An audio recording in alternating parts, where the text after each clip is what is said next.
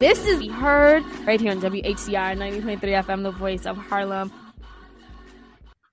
All right, last but not least, we have Tammy David, who is here. Want to throw it to her again. Love the head wrap. Thank you, Selena, so much. I felt that in light of what's happening this week in the world, it is my duty as a Black woman organizer to be blackety black and to make it perfectly clear where I stand. Okay, I love my wigs, I love my weaves, but at the end of the day, I'm a 4C sister, and it's probably my son that's gonna get gunned down in 2040. So let's talk. You all know me as your problematic fave. I'm always spouting that real nonsense. This week, my problematic opinion is white allies, shut your mouth and listen. This is the show where we will teach you how we're feeling, how to address us, how to go out in these streets and represent us, and most importantly, what you can do to use your privilege to amplify what's going on around you. So thank you to all my friends, all the listeners out there. Yasmin is joining us live from Paris. It's going down in Paris right now. Shout out my Algerian sister. Thank you to all our white allies on the call right now, Jackie, Molly, Rachel. It is your duty and responsibility to carry what you learned today into your communities so that maybe they can stop murdering us. But before we get to all of that good stuff, first we're gonna go for the news roundup, which is what we do here on Be Heard to let y'all know what it is this week, what you need to know out in these streets. We're gonna cover stories that make you laugh, cry, and most importantly for today, rage. So let's start with the rage, because I know we're all feeling it. Amy Cooper, also known as Central Park Karen. So this week, Amy Cooper was filmed by innocent bystander and birdwatcher, Black man Christian Cooper, minding his business in Central Park. He documented a back and forth between the two in which Amy Cooper called the police on him and said that an African-American male was threatening her. Now, mind you, this is another Black man minding his business and another backyard Betty, Becky, patio Patty, whatever, Central Park Karen. It's another one of those instances where our people have been vilified and tensions escalated with the police. Fortunately, Amy Cooper was almost immediately fired from her job at finance firm Franklin Templeton, where she managed their insurance portfolio. But the moral of the story is, how many of y'all are out there? So Tiffany, how many of them are out there? Because I'm worried. Yeah, there was this meme that said a lot of Amy Coopers work at nonprofits and a lot of Amy Coopers are in our workspace. And I could just know for myself, like you deal with those like liberal white women who seem so woke and aware until they have the right opportunity to fall back on their privilege and say that they're going to threaten you with the police. So like that's the reality for a lot of women, for a lot of Black people. And I think it was interesting that the way people galvanized around him, the bird watcher, because I think, he wasn't, the quote unquote typical Black person that, he went to Harvard, he wrote for Marvel, he was a bird watcher, which I was like, none of that matters. Leash your freaking dog. like that's it. Like, leash your dog. And here was this Black man saying to leash your dog, and you didn't like that. So you felt that you can say, I'm gonna call the cops, say that African-American man was harassing me. And like you saw how quickly she was able to weaponize those tears, and that happens all the time. And when I say that, these Amy Coopers work out our job, they're the reason why a lot of Black women get burnt out and leave, nonprofit organizations or don't get the promotion, because a lot of them, they think they woke until they're not, until they have to use their privilege against you. Stanley, I'm gonna throw it to you next, because I know specifically you can speak as a Black man on what's going on. How do you feel about the fact that Christian Cooper had to have his credentials thrown around just to be validated of being in the park and asking someone to respect park rules? Well, his credentials shouldn't matter, and we know that, but we also know that white women are the biggest threats of Black lives, particularly Black men. So I just naturally get nervous anytime I'm around a white woman that I don't know. I sometimes even get nervous around like white women who are my friends, because white supremacy works in the way that when you see black people, particularly black men, in proximity to white women, you assume that those black men are threatening those white women. And that savage, Amy Cooper, knew exactly what she was doing, and it's pretty indicative of what isn't happening. I mean, Amy Coopers across the world made false police claims on election day in 2016 to elect Trump into office. So this is pretty on par for what they do. And yeah, it's usually the one that's in a nonprofit. She's usually the executive director, and she thinks she's progressive because she had sex with that one black guy in college when she was mad at her dad, or maybe her and some black guy made out, or she had her first gay moment with a black woman, so now she thinks she's totally fine. And these are the same problematic white women who put black lives in danger all the time. I am happy for all the trauma she's had in her life because of this. Selena, you're a journalist. How many of these Amy Coopers do you see? Because I feel like it's way more than I get to see. Oh, yeah. I mean, I think that no matter in any profession, simply being black, you have definitely come across an Amy Cooper type person. Someone who, claims to be progressive, but in a heartbeat will weaponize their whiteness. And to me, I want to say that what I think this incident did in particular, it proved that white people know their privilege. They know it and they understand it and they use it when they want, how they want. Because I feel like a lot of us, that saying like, oh, I don't see color. No, you know color. And when you want to use it for your advantage, the fact that you are white, you will. And to me, that's what unfolded here. I know a lot of liberals and progressives also seemed very upset about how Amy was treating the dog. And I felt like they came to that dog's rescue. Like, if only society and police could protect black people the way they protected that dog, they took that dog away from her in a heartbeat.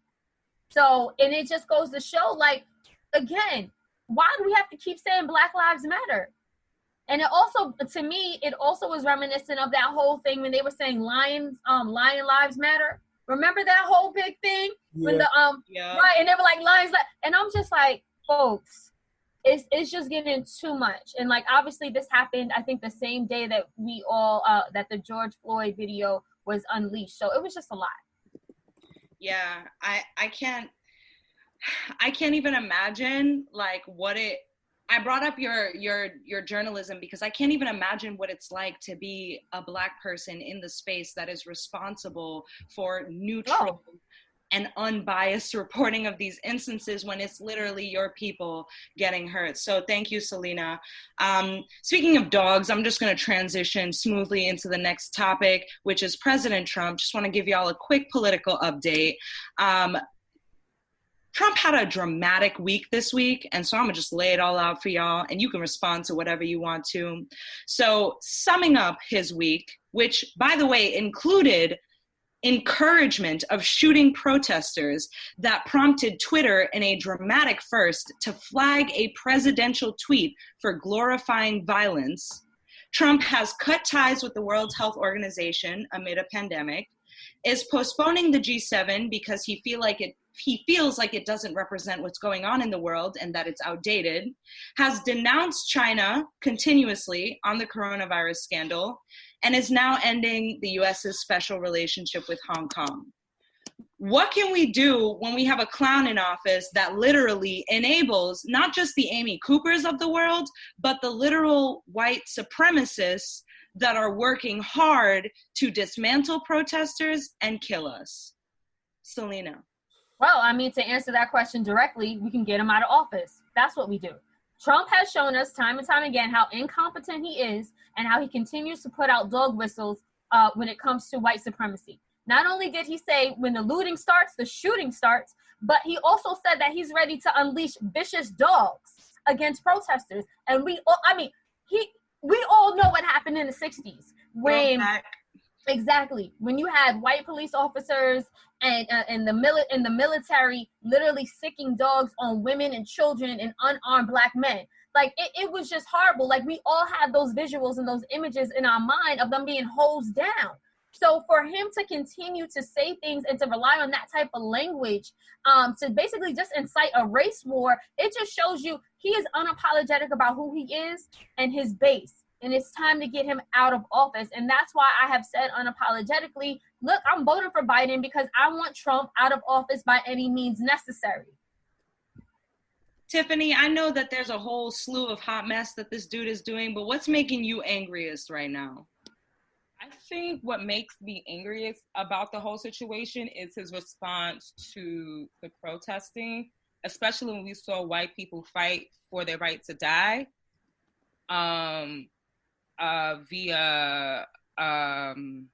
They fight for their right to die because they didn't want to wear masks. So I think that is interesting. Sorry, I'm a little distracted. I think we have a. Sorry, I forwarded the link to someone. Anyway, so I think what made me the most annoyed about the whole situation is that I think 2 weeks ago we saw white people fight for their right to die because they didn't want to wear masks and the stay-at-home orders. And then the same state in Minneapolis, we see them fighting because we saw for 8 minutes this person say that he couldn't breathe. And I think that's what's making me the most angriest. And he said that they were fine people and they had the right to storm the state house and demand the stay-at-home orders to pretty much go away. So I think that's what makes me the angriest. That's fair. Stanley, you think Trump saw Selma or nah? I mean, if Donald Trump, stopped being busy from trying to have sex with his daughter and taking hydrocortisone or whatever he's taking to deal with the COVID virus, he climbed up from his hole in the wall and decided to go after Black lives. The president is absolutely going to use this moment to try and take advantage of the police state and damage and put more Black people in danger. And he's a garbage white person. And so are the garbage people who voted for him, who are mostly white people and mostly white women. I see a question if Donald Trump saw Selma. He probably did and thought the movie was about him. We are in a really, this is a very dangerous time right now because you have somebody who has the entire military industrial complex in his palms and he can't wait to use it. So this is not like before. We, like Bianca said in the comments, we literally are at war damn near. This is really bad. Yeah, and that's the truth. One of the things that we're going to talk about later on is that this is a war, and it's not just white supremacy, but it's all the tools that it has in its belt, which include capitalism, the respect of property, respectability politics, and more. But, especially in this weekend, I feel like Trump's words have been so brutal because he continues to perpetuate white supremacy by saying when the looting starts, the shooting starts. You are actively encouraging your base to get out there. But let me talk about the other side of that problematic stuff for a minute. There are those on our side, theoretically, who are also giving leeway to thoughts like this. Next story covers Tory Lanez, who had to check a celebrity who was crying over a Gucci bag. Tory Lanez had to step up and step out for Black people and other Blacks against other Blacks who are perpetuating capitalism and white supremacy by going against protesters and rioters in the streets by saying, celebrities, stop using your platform to come up here and say anything that's against what the people in the streets is saying. If you not out there, bro, if you not protesting, marching with these people without your security and extra shit, you shouldn't be talking and having a voice in this. Until you go out there, study what's going on in the streets, until you understand what's going on in our community. But until that, just stop, get off Twitter, and ask your PR what you should say. So yeah, there's a huge issue with Trump supporting white supremacist movements, and we know that there are Amy Coopers in the world that will protect our rights at all costs. But guys, the very real question is, what do we do about our own that is crying and protesting our pain? Selena. Sorry. I'll say this, because that's a great question. It starts by us speaking up, and I thank God that Tory Lanez is using his platform to really speak power to truth in this instant. Because to me, if you're not on the ground, if you're not actively working for justice, you're part of the problem at this point. And like, if you want to sit on the sidelines, also stay silent on the sidelines, because we don't need that right now. What we need is encouragement. What we need is empowerment. We need to come together collectively. Anything else is just noise. Like, everyone else who is working in this movement and for the progression and liberation of Black lives is trying to get something done. If you're not with us, you're against us. No one wants to hear from you. So, like, to me, the answer to that question is we have to just, you can't, like, obviously, theoretically, you can't silence people, but you can overpower them. So we need to let them know that which side we're on, and we need to continue to speak our truth so that they know what's up. For real. Stanley, I know you and I are on Black Twitterverse. Have you seen some of the discourse around what Tory Lanez is saying right now? I actually watched Tory Lanez on Facebook Live arguing with the woman that was crying about the Gucci stores being closed. And what she was saying, that she wasn't crying about the Gucci store. She's crying because Black people are looking like savages right now because we're robbing and looting. And I just want to point out the fact that, one, I feel pretty strongly that there's a lot more like fascist groups out there who are helping to instigate things in these communities than people want to talk about. And two, so the hell what if we're rioting and looting? The protesting and the kneeling didn't work. This is what you get. There's only so far you can go before people blow up. Like, I don't, like, rioting is not my thing. That's not something I want to do. I don't want to destroy property. I want to do that. But you know what? Like, I get it. This is what happens when you ignore people. This is what happens. And the real problem are the savages in the police department who are running over people. But I'll save that for our conversation later. Absolutely. Tiff, how do you feel about Tory Lanez coming to check all the celebs that are talking out their necks? Thank you, Tory Lanez, for having some sense and understanding your point of privilege and understanding that you as a celebrity have a huge platform and your platform should not be used to chastise and wag your finger at poor people, those same poor people that support your music, T.I. and Killer Mike. Like, how dare you, get on TV and shuck and jive for a system that doesn't care about you? The same person who was fighting to get Bernie in office, the same person who shot down a Black woman when she checked Bernie on his politics. I think is really troubling that especially like these Black rappers who do not have like the political education or awareness to speak on these issues, they are really out of their range and out of their depth. And there was another, like, even these social media influencers like B. Simone and Desi Banks, like, they are so out of their depth. And it really, to me, showed me how not smart people are. And I'm not meaning that in a mean or malicious way. People really don't know their history beyond, like, MLK quotes and Malcolm X quotes. And it's scary how much people do not read and how quickly they're able to share memes of right protest and wrong protest and not even realize that the picture that they're using from a right protest is from Bloody Sunday. So it's really troubling to me when I see that. So I don't want to be so dismissive of them, but someone really needs to pull them aside and educate them. And when we talk about like the looting and the rioting, yes, I understand that there are small businesses that are being impacted, but I feel like the way we talk about these small businesses, these are the same businesses that did not get any help from the federal government during this pandemic. And we didn't say anything about this. Like, we need to be cognizant of how we are talking about these issues. I don't care about a Target. I don't care about any of these big box corporations that pay their workers $15 an hour when they make $1 billion a day. Like, we need to be really thinking about the messages that we're putting out there. What did we say that rioting and losing the voice of the unheard?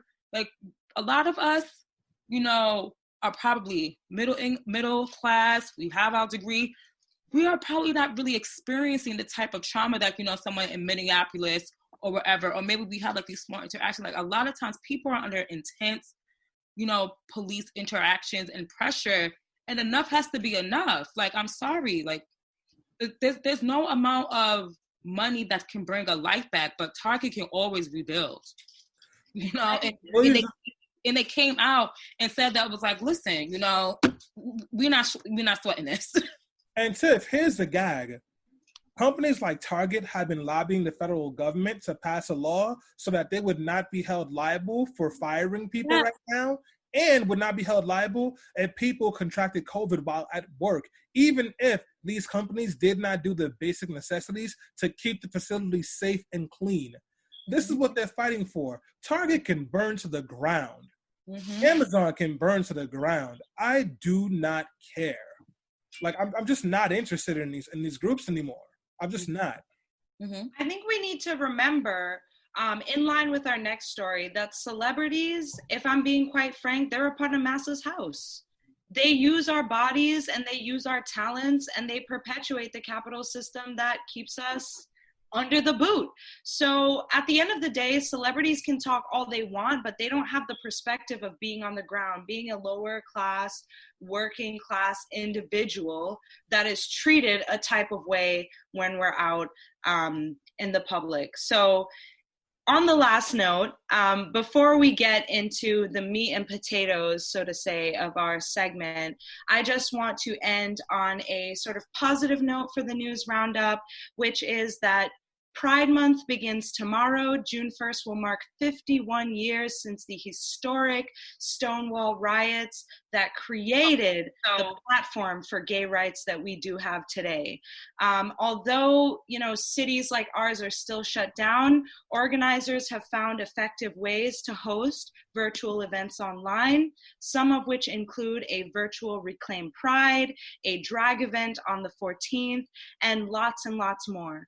If you are looking for ways to actively plug in and support LGBTQ persons, particularly Black trans women, Black queer youth, hit us up at Be Heard Talk. I have an article full of resources that I'm willing to share with anybody, and happy Pride. As a gay sister, I want to just say thank you to everyone out there in the movement. Thank you to Marsha P. Johnson, who threw those first bricks and got us to where we are today. It's important to remember that as these riots happen, Black, queer, and trans people suffer the most.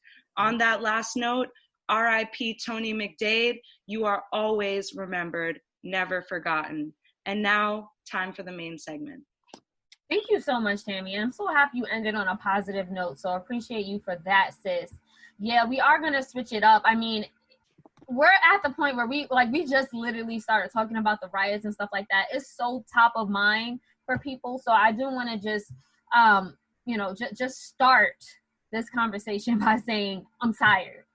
And I'm tired of watching Black men and women killed on videos that become murder porn. I'm tired of reading stories about white cops and vigilantes hunting down Black people or even killing them in their sleep or while they're eating ice cream in their own homes. I'm tired of having to depend on a system that lets these killers walk away from their freedom, or even with their lives, while Black mothers, children, and communities cry out for the life that was snatched away from us. I'm tired of telling society that Black lives matter. I'm tired of a system that elects, protects, and empowers racists. I'm tired of having these conversations, and I'm tired of the emotional trauma that it causes in our communities each and every time. We're all tired. And yet again, here I am opening up another segment on Be Heard Talk, talking about the same thing. This time, his name was George Floyd. And this time he was killed in Minneapolis by a white cop who remained completely calm as he put his knee on his neck and suffocated him as George pleaded for his life, all while being recorded on video. And in response, cities across the nation are up in arms and literally on fire. Some people are protesting, while others are expressing their pain, anger, frustrations by looting and rioting. But I'll say this, for generations, the Black community, we've been doing any and everything we can to raise public awareness about this injustice. Like we write articles and op-eds, we hold forums to explain the continued devastation, we try to support and elect candidates who promise change. We've even lived in isolated communities throughout history, yet we reap the same results where we are killed, murdered, and terrorized. And that's why on today's episode of Be Heard Talk, we're asking the question of what will it take for us to breathe? We will also talk about the civil unrest in over 30 cities around the nation. And I want to start this conversation with a personal check-in because I know I'm tired. I know I am mentally exhausted with all of this emotional trauma. And I want to check in with you guys, like, number one, how are you feeling? And what was your reaction to the video of this white cop kneeling on George Floyd's neck while he continually said, "I can't breathe"? I'll start with you, Tiffany. So one, I really try to avoid those videos, and I'm sure as the conversation goes on, maybe we'll talk about like how we post those videos on social media. But I did end up seeing the video, and it was just like, you know, like almost like an out of body experience, because it was just like, you know, soon as I heard him say, "I can't breathe," I immediately thought about Eric Garner. And then to think that how can this cop not have that same sort of thinking and just have like calmly and coolly just have his hand in his pocket while his knee is in his neck. So I was just really taken aback by that. So for like the I would say since like Thursday and Friday, it was like hard to go to work. Normally I wake up, I meditate, I work out, I'll be trying to do my Eat, Pray, Love and Hot Girl stuff. And it was just like, nah, I'm gonna just work in the bed this week. I'm signing into my Zoom calls, you know, right on time or 5 minutes late. Like, I just didn't want to do anything, because like, how can you do something when like there's real stuff happening to people that look like me, and I work for an organization where I have to fight for an issue that, yes, is important, but it's not as important as my black and brown sisters getting shot down by police on camera and people telling us that our eyes are lying. For all those who are watching via Zoom, if you have a question or comment, please hit the Q&A box and we'll address your question and comments there. And shout out to everyone who is watching us live via Facebook. We see your comments as well. Shout out to you, Bibi, and Don. I felt exactly the same way. Like, it was so hard for me to work this week because I'm like you said, it's trauma. And like, okay, so I'll say this. I was assigned to edit this story, like, literally it was Tuesday morning before this story really blew up and imploded into national headlines and was getting picked up by Black media outlets. I watched the video without warning. Everybody else knew how this was going to end. I was like, okay, let me see what happened so that, you know, keep things factual and actual with the story. So I'm sitting up here watching this video of this man die. I lost it. I was like, it felt like I was watching a scary movie. You know, when you're yelling at the screen, you're like, no, don't go in there, stop. Like, it was one of those reactions for me. And it was just a lot. And like, I warned my mom, I was like, Mom, don't watch this video. Like, I was like, there's certain people to me that if I'm reacting like this, I don't want to see people who I know get really, really upset and angry watch this video, because it's going to take you to that place. And that place is dark. That was my reaction to it. Stanley, I'll throw it at you. I know that you've said you haven't watched another murder video of a Black man or woman since Philando Castile, and you told us offline that when you did watch Philando Castile's video, you could not work for 3 days. What was your reaction to the video of George Floyd? So, yeah, I did not watch the video. I mean, I saw clips of the cop having his foot on his neck. I refused to watch the whole thing. It's... You know, you see so many people go through this, and you see it so many times, and you see the same reactions.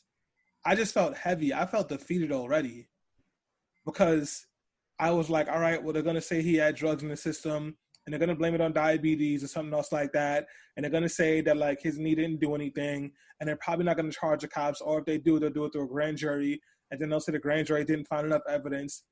Because we've seen this movie a million times before. And it just feels so heavy, because it's like, I feel like I have an idea of what the long-term solutions are. But the long-term solutions don't do anything for the painful right nows. So, like, the whole week, I've just been, like, feeling heavy and helpless and just frustrated, honestly, and like not really knowing what to say or what to do, because like, Selena, I've known you for 15 plus years. How many marches have we been to or organized? Remember Sean Bell? Mm-hmm. Remember the Janet 6? Trayvon Martin? Like, at some point, it's just like, what are we doing? You know? Like, and, you know, it's been good to see some friends who, like, I know who haven't been, like, involved in this way before. Like, they've been showing up to the protests and the marches. But as somebody who does this work, like, for real, like, I feel guilty, because it's like, am I lying to these people? Because what's going to happen 6 months from now when another person gets killed? So, I don't know. It's been a rough week. Having a bit of an existential crisis. Oh, like I think many of us are. Tammy, definitely want to get your thoughts, feedback. How are you feeling? What was your reaction? Honestly, heavy and helpless is the mood, Stanley. Heavy and helpless is perfect as a descriptor. Like, I don't know, like, you know, we talked last week about the mental health stuff, and like, I'm not a person that can hide my emotions. And like, even as I speak about it right now, I'm tearing up because it's just so weird to like witness something that's so brutal and then have no control over it, you know? And I'm so sorry. It's been having a weird weekend, so I knew this was coming during this show, but Yeah. I just feel like, especially when you organize in these spaces, right? Like, what can you do when people are questioning even the validity of your anger? Like, when people are telling you that, you know, it's fine, like, pass a law, get people to go vote. This is not the answer. That it's never worked. It's never worked. And the guilt that I feel as like a light-skinned, middle-class, like liberal city living woman is tremendous. I can't watch the videos. I don't do the videos. I'm far too emotional of a person to look at the videos. But at this point, when social media is blasting it everywhere, you have still images of a dark-skinned man on the ground with a knee in his neck. And when you have, you know, white allies telling you to not to worry, like just to get back to work, and like, you know, this organizing is worth it. But when we know, Stanley, for a fact that it is not worth it and there will not be changes made from this, when we know in 6 months from now, George Floyd will just remain a name, that really kills me. And so this weekend has been absolutely brutal because heavy and helpless is just the absolute feeling. All we can feel is just tremendous pain that all four of us who are sitting on this call are personally affected and work our hardest day and night to get some sort of change, and still might not even live to see the day where officers are held accountable for this kind of misjustice. So I'm feeling so wrecked today. Can I just And jump in, Tina? Sure. I just want to be clear, like, it's not worth it. Change is happening. It's just really slow. And that's what hurts. Like, we can, like, in this moment, we absolutely cannot give up. Absolutely cannot. You got to cry. You got to be angry. You got to punch something. You got to scream. You got to process whatever you need to process. But in this moment, we absolutely cannot give up because it's not great. It is not great. I'm not going to tell you it's great, but we are winning. And the arc of justice always bends towards us, but only if we're fighting. Stanley, I'm really happy that you said that, because I actually want to ask the question, or actually point out that the police response to this murder was actually really quick. The 4 officers were fired, I think within 24 or 48 hours. Obviously, that happened as a result of the national outcry. But the mayor of Minneapolis, Jacob Frey, he has been very forward and blatant, calling for Derek to be prosecuted and sentenced. He even said, if I killed a man on a video recording, I would be in jail. Why isn't Derek? So not only that, but the white man that we saw who literally put his knee in George's neck, he has already been indicted. He's been charged with manslaughter and 3rd-degree murder. When a similar case like this played out a few years ago with Eric Gardner, and Daniel Pantaleo, who we all watched choke the life out of Eric Gardner, was still working on the NYPD force for years on end. So is progress being made here in the way that this story is unfolding and this case, Tiffany? I definitely think, I keep going back and forth whether it's progress. It's progress in the sense that we would never see this, like you said, 5 years ago. When I was out marching for Eric Gardner and Sandra Bland and all of those cases at that time, you would never see that. You saw police unions coming out saying that he deserved it, he was overweight, had no business selling loosey cigarettes, yada, yada, yada. So I can breathe shirts. Remember those? Yeah. So there's definitely progress. Yep, those shirts. There's definitely progress in that sense.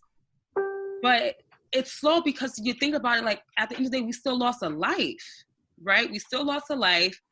And how can we just even stop it from happening? And I feel like that's where the disconnect is. And I don't think it's a matter of police retraining, this and the third. I feel like the NYPD is the most trained police department in the entire world. They train other police departments. So I don't know where the progress, like there's progress because they fired him and they brought him up on charges, but where do we start shifting from these cases to not happen at all?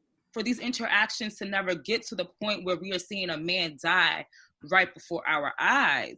And we see what happens in these protests, how like there's no sort of de-escalation. Like none of that exists for the police department, because I feel like they inherently feel that they have a right to police us. And we could, if we want to go back really quick to like the Amy Cooper, like she felt like she had a right to police that man, or that woman at the Target in the wheelchair, even though, you know, she got handled. Listen, but she felt that she had a right to defend Target and stab people. Like white people really feel like they got a right, or that they have a badge and not to police black people. And like that mind frame has to shift.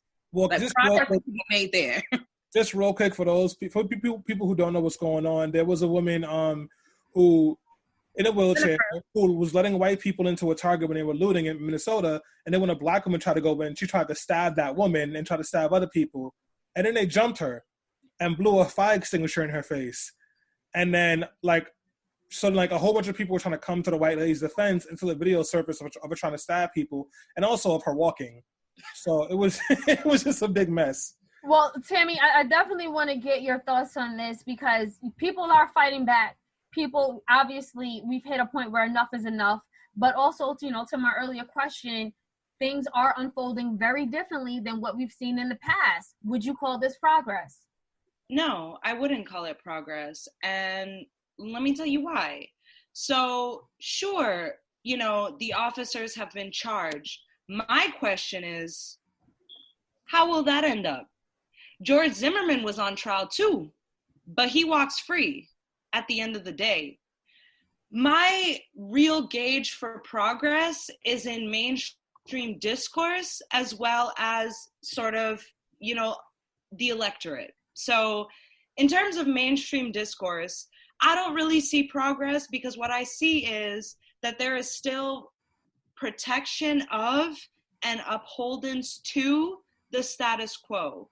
At the end of the day, people are making the same remarks that they did about Eric Garner and about all those lives that have been lost. They're asking, well, what did he do to deserve that? And to me, I don't really care if he was charged. That's not progress. That means mainstream society as a whole is not even ready to address the fact that this man was killed because he was Black. The second is in direct answer to Jackie's comment. So Jackie writes to us, you hear every politician right now, including Mayor de Blasio, saying the answer is to go vote. Is that response a total cop-out for actual accountability? And the answer is yes. This is why I don't feel like progress is being made. Capitalism progresses and evolves. It is smart. It is evil. I think that society understands now that Black people are going to rage. And so all of these PR firms, all of these unions behind the police brutality, behind the mess, they know what they need to say to make it look like they're progressing. But at the end of the day, are we electing folks who believe in their hearts that Black lives matter? Are we electing politicians who can say Black lives matter without shaking in their boots in front of white constituents? Are we electing folks who are unafraid to cut the budget of police unions that are absolutely rampant in the city? No, we are not. Mayor de Blasio and Andrew Cuomo are praised nationwide for being liberal leaders in a time of a pandemic crisis, and look at their response to the protests happening around George Floyd. No, we're not making progress. Don't even just look at that. The mayor is looking to cut every single budget in the New York City budget, except for the police, who have a $6 billion budget. Boom. Andrew Cuomo, since he's been in office, has closed 5 hospitals and has made major cuts to education and has stopped bills from passing because there were specific earmarks to help Black and brown communities. He has done that. He's the reason marijuana legalization has not passed, because in the bill that's the most popular right now, at least 30% of the revenue from marijuana legalization would have to go to directly impact the communities from the war on drugs. And as they say when you're in Albany, the second floor doesn't support that. So the bill keeps getting killed. Governor Cuomo is a racist. So is Bill de Blasio. Just because you have sex with a Black woman and have a Black kid don't mean you care about Black lives. Let me just, I'm sorry, Selena, but I'm a stack on that. So to add insult to injury, every city agency is getting a cut right now, around 5%. Correct me if I'm wrong, Stanley Tiff. But the NYPD is not seeing any cuts, but the CCRB, the independent body meant to be a place of police accountability, they are also seeing that cut. And they have made it clear that they have no intentions of cutting any of their staff. So where are the cuts going? All of these protests you see around New York City right now, where officers are literally kneeing protesters, macing children, beating people in the head with clubs. What's gonna come of that? Oh, thank you. On Facebook, if it's okay. Thank you, Tammy and Stanley, for those comments. Let's actually talk about the protest. And let's talk about the response to the protest now that it's come up. Earlier in the segment, Tiffany brought up, I think, Killer Mike. Let's talk about his comments, right? So obviously we see civil unrest around the country, people lighting things on fire, people are looting, people are rioting. We see the president's response. He said, shoot the looters. So Killer Mike, he was part of a press conference in Atlanta, and he urged the protesters not to burn down their own communities. He didn't say the community, he said your own community. And he pointed out that 40 Black women own restaurants in Atlanta, and that protesters, in his opinion, should instead focus on organizing and voting out local and national public officials. He said, and I quote, "It is your duty not to burn your own house down for anger with an enemy. It is your duty to fortify your own house so that you may be a house of refuge in times of organization." Tiffany, what's your take on the riots and looting taking place in the cities across the country? And I know you mentioned Killer Mike before. Do you not agree with any point that he is making there? So I understand his point about, Atlanta is a Black city that also has a governor that stole an election. So let's not forget that. But I came across this, I think it was like a meme that's saying that if you are a Black business and let's say, your place gets broken into, looted, whatever the case may be, what is your connection to that Black business? Like, how are you really feeding into the community to make sure that your business is not touched? Because not every business in Minneapolis was being burnt down. Like, a lot of Black businesses were not touched. So I think we need to really, evaluate, you as a Black business. What are you doing as a Black business? It's not enough for you just to be a Black business and a Black owner if you are not really pouring into your community. And that may seem like it's a large responsibility to ask, but this is the circumstances that we have because no one's looking out for us. So I understand what Killer Mike is saying, but you live in a gated community, brother. Well, Tiffany, to your point, the Black mom and pop stores and Black businesses, they're surviving. A lot of times, Black entrepreneurs leave corporate because they're sick of the racism, right, and they're sick of the systematic ills that they deal with there to start their own businesses. And a lot of times, they're barely making overhead. So they might not be able to afford a turkey drive every Thanksgiving and Christmas. But the fact that they're there, to me, is Black resilience in itself. And I think that, I don't know. I want to throw it to you, Stanley, because, I get what Tiffany is saying, but there are still Black businesses that are being affected. One particularly happened in Virginia, and you watch people who were looting out of this Black business who, as reported on Twitter, was very community-based. And it's not just Black businesses, it's also the mom and pop stores. And also, and if we're talking about Target and burning down corporations, what about the low-wage Black and brown workers that depend on those paychecks? So when we're talking about looting and rioting, are we forgetting about who's also being affected? Stanley? I mean, listen, I don't know how to answer that question. That's one of the things that's had me torn, because a lot of the damage is going to get done. Our communities are going to have to face it, because it's going to be the jobs that our communities rely on, the stores that we go to. Listen, you can't, I can't be mad at what a bomb does after it explodes. I can ask the question of what set the bomb off. And that's where we are now. And also, if you want to talk about Black businesses, we passed a bill in the federal government that was supposed to give these guaranteed loans with forgiveness to small businesses to stay afloat. And almost no Black business got that money. And we talk about all the ways that Black businesses don't get government grants.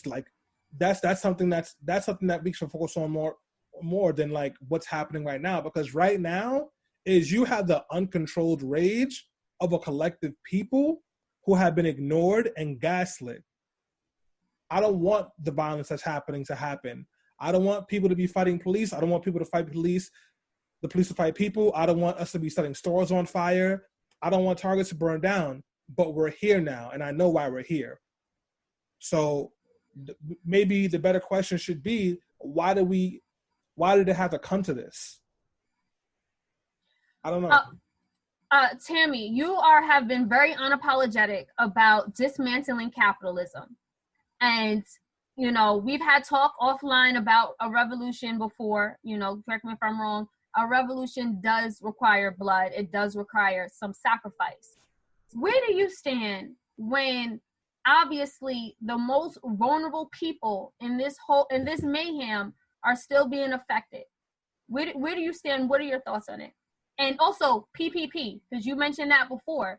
If we're going to talk about Black businesses deserve the PPP money, which is the paycheck, paycheck pro. Thank you. And then we burn it down. That sounds hypocritical. Tammy, where do you stand? So I've been waiting for this question for since we planned this segment, because I think a lot more people need to realize that racism and capitalism are not constructs that are mutually exclusive, right? And that capitalism uses racism to perpetuate its ill effects and its profits. So at the end of the day, we need to do what we need to, and we cannot protect assets above people, period. Capitalism has brainwashed and trained society, arguably especially people of color and folks in lower income or lower education communities, to equate property, items, and value with personhood and community. Businesses do not equal our community, and that's on period. Like how corporations are now equated with people, our worth has been based on inherent value. And so there is something very poetic about the fact that the riots based around our lives are destroying profits and capitalist margins in of themselves. When we were freed as slaves, do you understand how much money white people lost? So no, I'm not pressed about a target. And I do understand that there are casualties within our community. But unfortunately, Black capitalists like Killer Mike need to realize that the two are very intertwined. And while yes, there are steps that we can take to protect our community from damages, such as funds for business owner losses, such as signs and establishment and educations in the form of a green book that used to exist in the South to let people know about which businesses were Black. Ultimately, there need to be measurable, profitable losses, because at the end of the day, a lot of the people who are saying that we're ruining our communities by protesting, these people are customer service Karens, okay? As soon as their orders get messed up or a Black business doesn't ship them their free brush with their detangling products, they are the first persons on Yelp giving you 2 stars. They are the first persons calling the Better Business Bureaus, and they're the first persons complaining. So consider these riots, consider this looting, and consider these protests my customer service as a Black taxpayer to the government. I could not care about businesses and prioritizing profits. And at the end of the day, I think those of us that are worried about the effects of our protests and the Black Lives Matter movement, let's move beyond, let's go with what Stanley, let's move beyond that and say what caused this and how can we alleviate this damage? Not let's get people out of the streets, because it's the only thing they're listening to at this point. I'll say this. Hold on. Because I say this, like, I'm out in those streets, right? I support the riots. Like, I understand what Martin Luther King said when he said a riot is the language of the unheard. But I think that we're speaking from a place of privilege, because you cannot say, like, I want to dismantle capitalism and we need to take all down from a very comfortable place. Like, you know what I'm saying? Like, if I put all of my investment into a business and that's the only thing I had to make ends meet, then I'm going to be speaking from a very different place. Like, look, I work mobily. A lot of us work in tech. A lot of us work in different industries. A lot of us don't have a brick and mortar. But when that's your only lifeline to provide for yourself and your family, it's a different conversation. And I'm all for the radical methods and the radical solutions. I want change too. But the practicality of it is Black and brown people, Black and brown business owners, and Black and brown workers are going to be the ones who are hurt the most in this by taking this way. And I want to throw it back to you, Tiffany, because this is a tough question. Mm-hmm. Like, we all understand why people riot, and mm-hmm. no one on this panel is condemning that. But let's not forget about who's being affected by it either. Right. And also, there's been video of white people and white protesters damaging these buildings and damaging different things. How do you feel about that, Tiffany? Because it feels like it's all falling on Black people. One, I feel we've seen a bunch of videos of Black people stopping those white folks, like stepping in, saying like, fall back, chill out. And I protested with a lot of white people and had to check them, like, listen, you're doing too much, because when the police come, they're going to come for me. They're not going to come for you first. They're going to rough me up before they even touch you. But to the point about the businesses, I don't know if you guys saw that documentary on Netflix called She Did That. But one of the women on the documentary, she talked about how a lot of times Black entrepreneurs, they do put anything that they make, it goes right back into the business, compared to a young white entrepreneur where they could just go to an angel capitalist or venture capitalist, whatever, and get that money. And I feel like if I'm an entrepreneur, you need to be mad at that system itself. The fact that you have to put everything that you put into your business, where a young white boy from Westchester or wherever that comes from privilege can just walk into a bank, you know, and just have a basic business plan, and they give her $100 million. So I understand that, but then again, that's how you have to see it. The fact that you have to put everything in your business, and the fact that a riot can take it all away compared to the next white person, that's why you need to be fighting with us, because the system is not helping you in your business. Like I said, I know people are all upset about Black businesses, but those Black businesses are not getting the PPE loans. It's 3:00. Those Black businesses are not bouncing back, and not because of riots, but because the system is making it very hard for you to even thrive to begin with. Those are great points, and I don't know if Zoom's going to kick us off. I just heard this. No, it's not. Okay. That was my computer. Selena, can I just interrupt real quick? I do have some poll results. So we asked 3 poll questions. One was, do you think progress is being made? The majority of people who did the poll on Zoom said no. The next question is, can you trust the police after everything that has happened?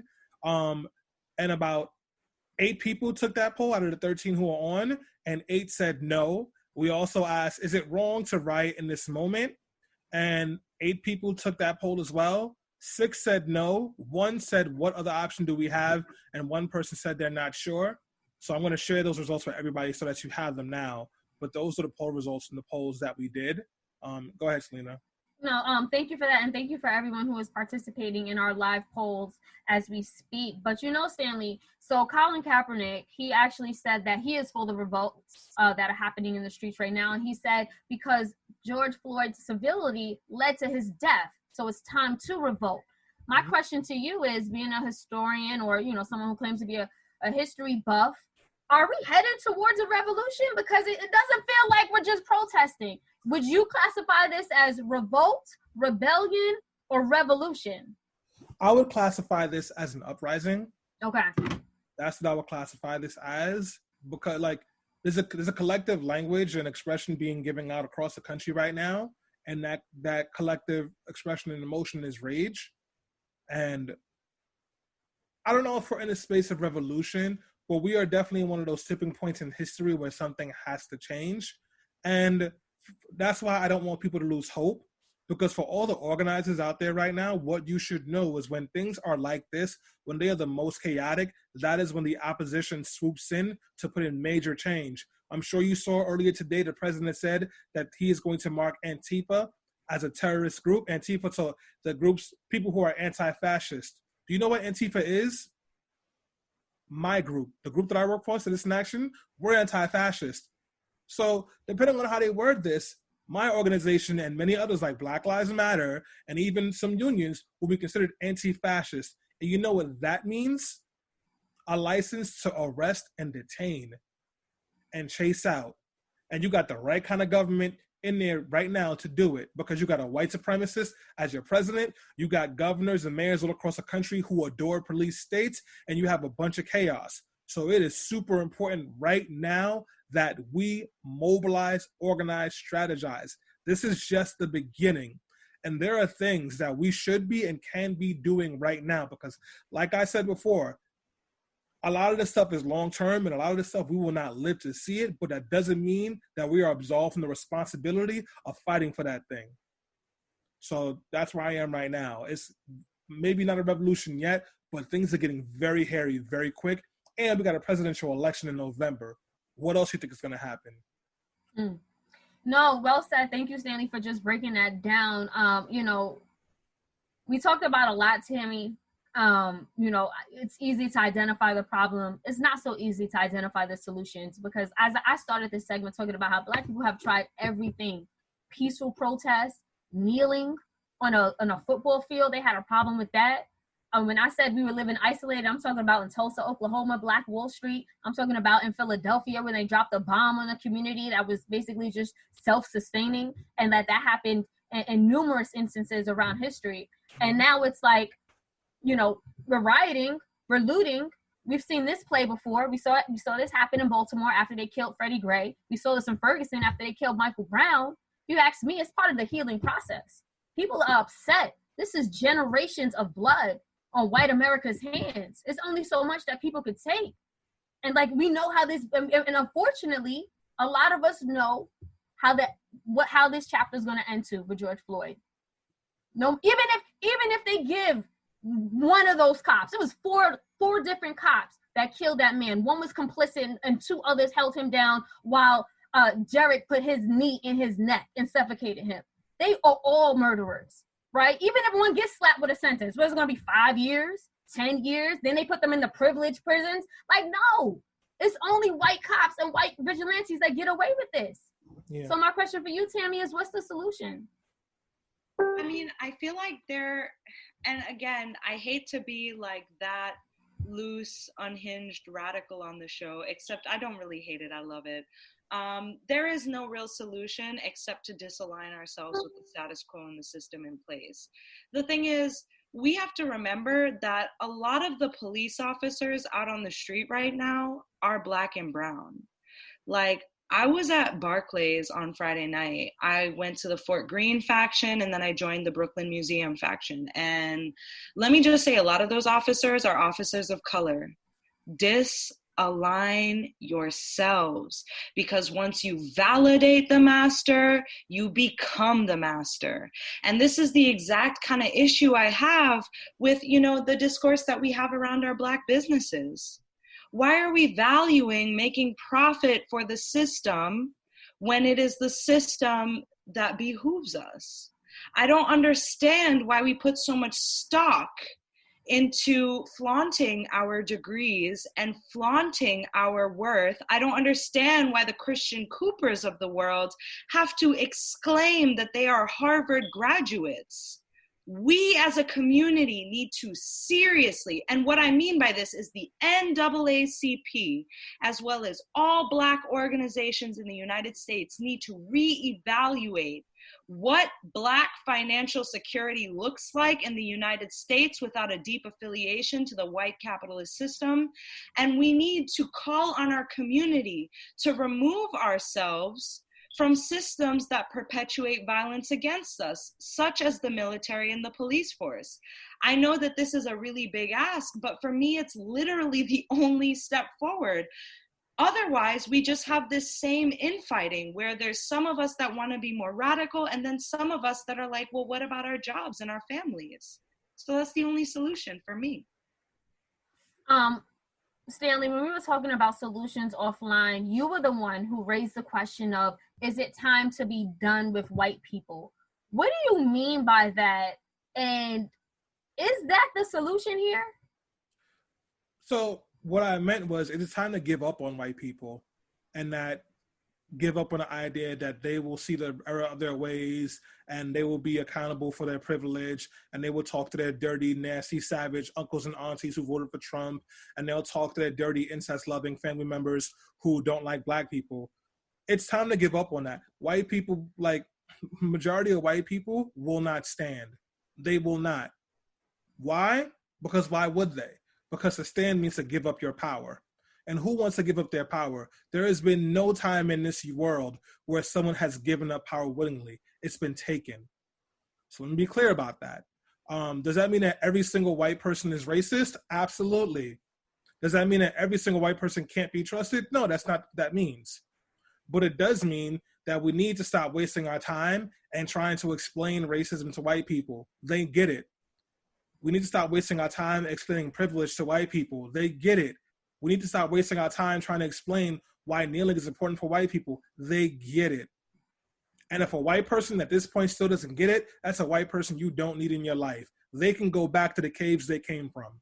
Now, as far as tangible solutions, there are some policy pieces that I want to make sure we talk about. And I want to be clear, policy does not solve all the problems. It is pretty much a piece of tape to hold it together until we can dismantle this entire system. But for the time being, it's one of the tools we have to help to delegitimize the police industrial complex.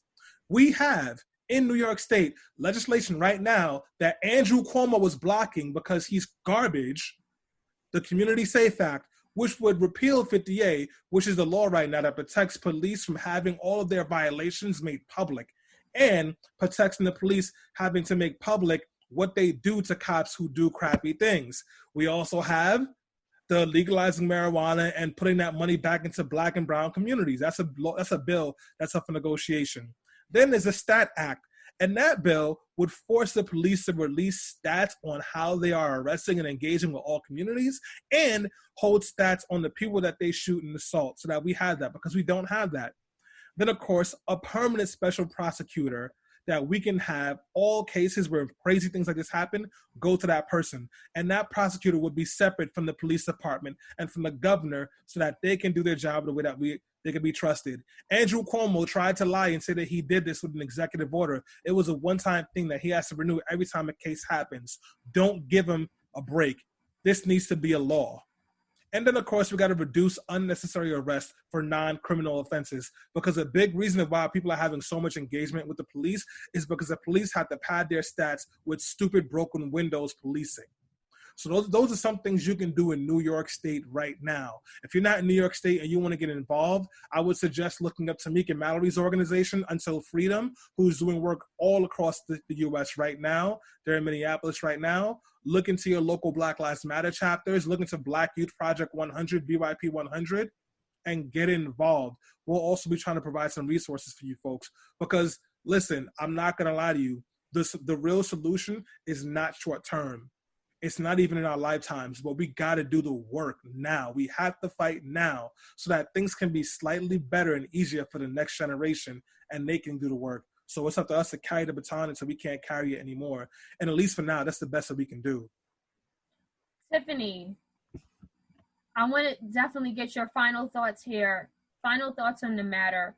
Solutions moving forward. Where do we go from here? For solutions, definitely I echo a lot of the policy pieces that Stan Lee brought up. I will also add that there was this young person, I think he's a part of DSA, he created a list of all of the elected officials that have received money from PBAs in New York. In New York State, obviously I'm in New York, and I think that's really important because if you're an elected official that is on Twitter currently denouncing this police brutality that we're seeing and they're taking money from them, we need to make sure they give that money back. So we need to denounce that. And also the whole defund the police campaign. Yep. To bring back to, I think Stanley mentioned earlier, I think the police budgets, it might be reduced by like less than 1%, but still going to be in the billions nonetheless. $6 billion. Excuse me? $6 billion is going to be still in the billions. I think we really need to start hitting these police unions, like you said, that have way too many power, way too much power, and really block a lot of these progressive legislations. And I would say that you know how we have like these police brutality cases and the taxpayer has to pay. That officer that we saw out on the Lower East Side, he was Dominican, I believe. He had his knee also on someone's neck. He cost the city $200,000. That needs to be coming out of the police budget. And imagine if those sort of cases are being paid by the police unions and the budget, you'll be amazed how quickly they're going to remember, oh no, I can't beat you up because I have to pay $500, and they will quickly be bankrupt. So I really think we need to start pushing our elected officials to, one, stop taking money from police unions, and also create, and put out laws that really put the onus of responsibilities not on the taxpayers, but on these police unions and the police departments themselves that has $6 billion. Absolutely. Thank you so much, guys. I echo everything that you guys just said. Thank you so much. I just want to end by saying this because a lot of times I feel like we push the narrative of the end all be all is to go vote and to look Black and brown elected officials and politicians. I'm not saying that is the end all be all. That is not what we are saying.